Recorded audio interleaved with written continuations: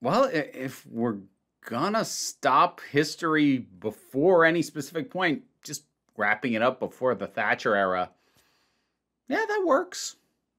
We'd also dodge Reagan that way too. Black Mirror, I have now finished season 6, which means I have seen Demon 79. First things first, yeah, this is another supernaturally tinged one after Maisie Day.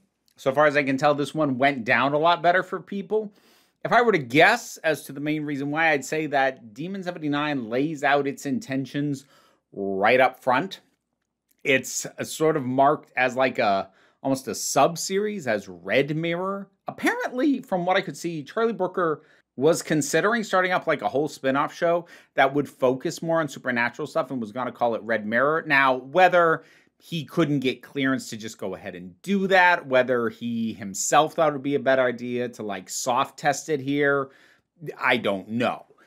Whether it was a call that he made or just the only way he was going to get to do it at all was by couching it in Black Mirror, no idea.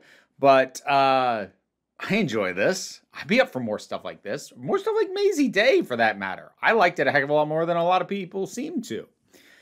But the other thing is, even beyond the, the placing of Red Mirror in there, the tone is also very late 70s kind of exploitation in its opening sequence.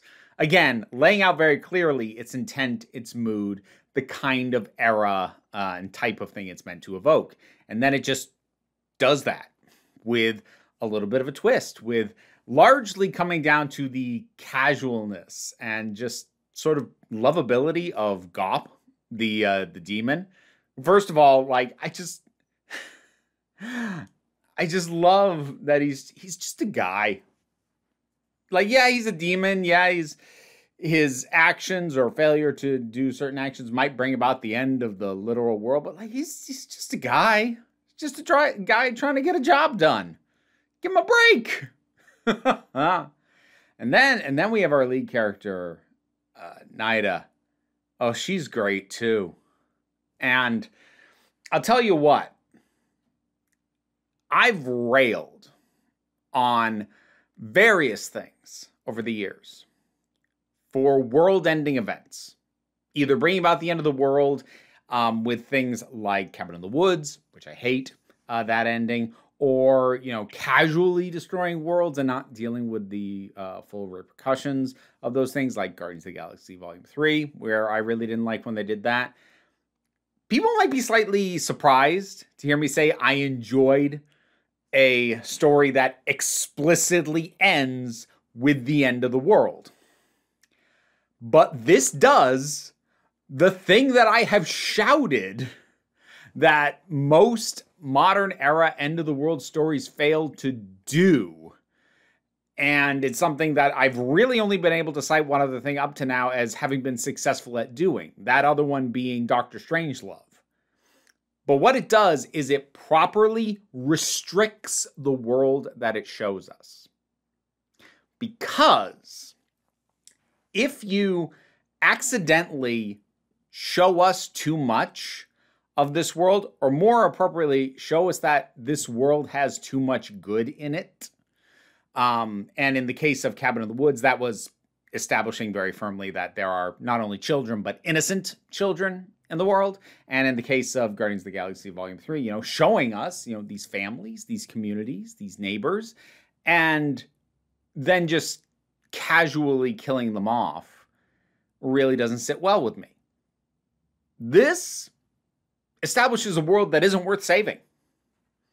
And it's kind of funny that it's based so much in the reality of the time that it's showing us at least a view of what the world of the UK in 79 was.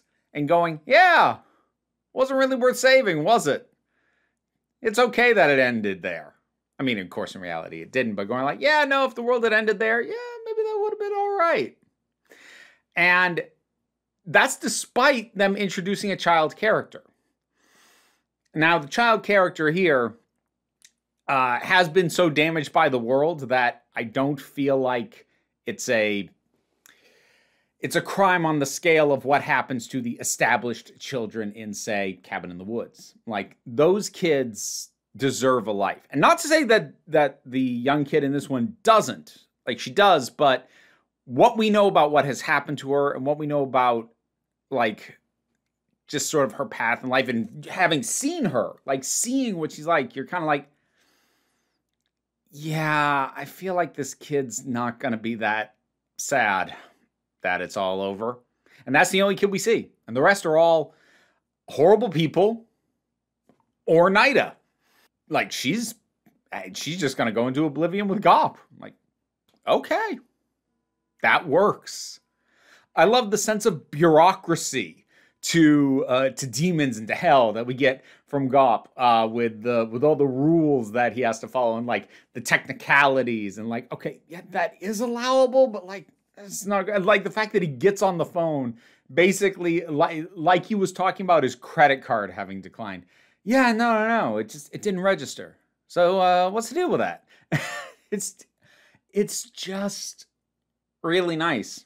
And like I said, even though like this does establish a world that is not really worth saving, it also doesn't make every single person in it a horrible person, which would have been the way to overplay that. Because like the police inspector that's looking into all this seems like a perfectly decent guy. His presence isn't enough to make all the rest of this worth having. You know, between the National Front, between Michael Smart, between just the direction of where the world's heading, both within a universe fictionalized here, and you know, maybe even a little bit of where it did in reality as well. It's not like there's no good people here. Like, there are.